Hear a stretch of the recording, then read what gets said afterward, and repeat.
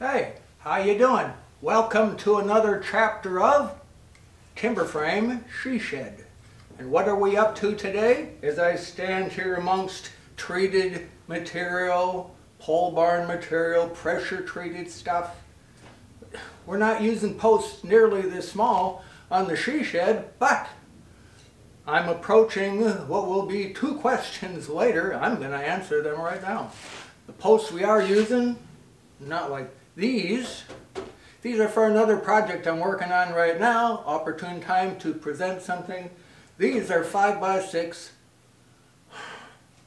pole barn material. Posted, okay, very common. Get them at most lumber yards. You don't know where they've been pressure treated necessarily or how well. That brings us to first point. Second point is, okay, the stuff we're using on the she shed is southern yellow pine. And it's been kiln dried before it's gone in to have it be pressure treated. It's a better process. Anyhow, to get to the point, Michael. Okay, I'll get to the point. Now, on the she shed, we're using those steel brackets, even though the stuff is treated to go in the ground.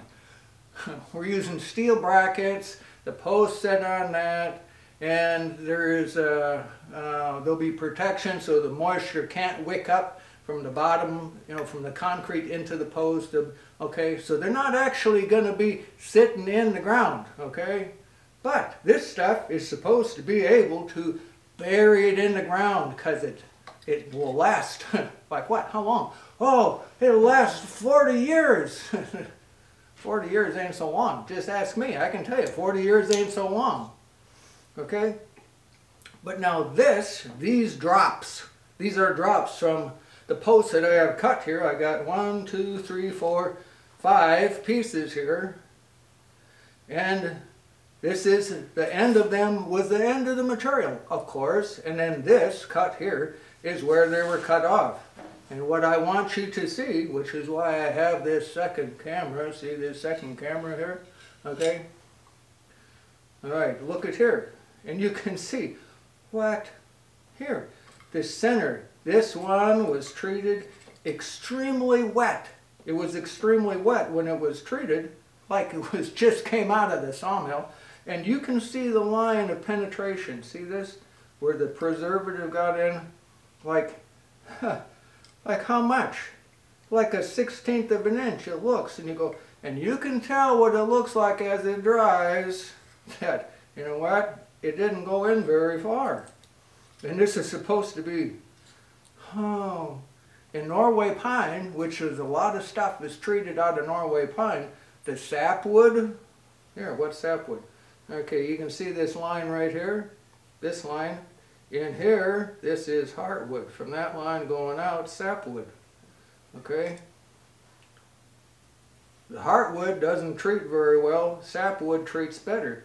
But in this one and this one, these are from two different blocks of wood, and you can see the line of penetration, how far that preservative that's supposed to make it last for 40 years.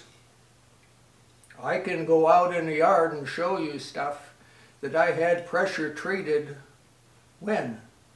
In 1990, okay? Treated Norway pine, brought to a commercial facility, pressure treated. And I've been using, they're 8x8s, and I've been using them to set material on, 16 feet long. I didn't use them in the white barn when we built that. I picked some other stuff up because there was something about it saying, this guy didn't do a very good job on it. I watched, saw his facility, and some of those 8x8s have rotted away. I can show you chunks missing, just rotted away. They've never been in the ground. They've been outside, sometimes ground contact, but it was supposed to be treated to 0.60 with the stuff. Back then it was being used. It's not like a telephone pole. Telephone poles are done with much higher grade creosote treated. You know, you get near them and they smell, okay? but this stuff, this is why.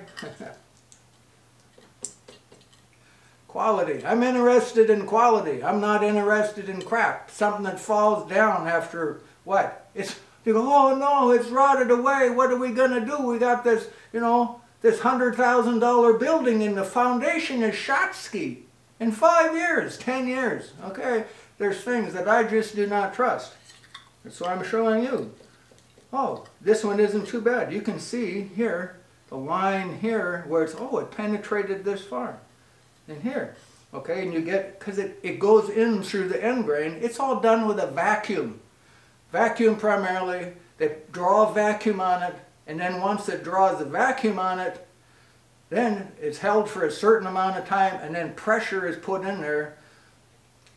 You cannot have two things occupy the same space at the same time. If this wood is wet, sodden wet, you cannot get something else into where the sodden wet is. You can't have two things occupy the same space at the same time. It's against the laws of physics. You can see here, again, this wood, this piece, and this piece were much drier than these two when they were treated. And it penetrated more. You can still see where it didn't go in. And I'm supposing as you get further up into the wood, like you get up here, and it would be less treating up here. So that's why we're doing certain things. That's one of the reasons. Second reason, southern yellow pine, there is a extremely heavy grain pattern that I hope we're going to make use of and highlight as we go forward with the she shed, which is going to be made so it lasts 100 years plus. So, okay, here's looking at you. Enjoy the journey.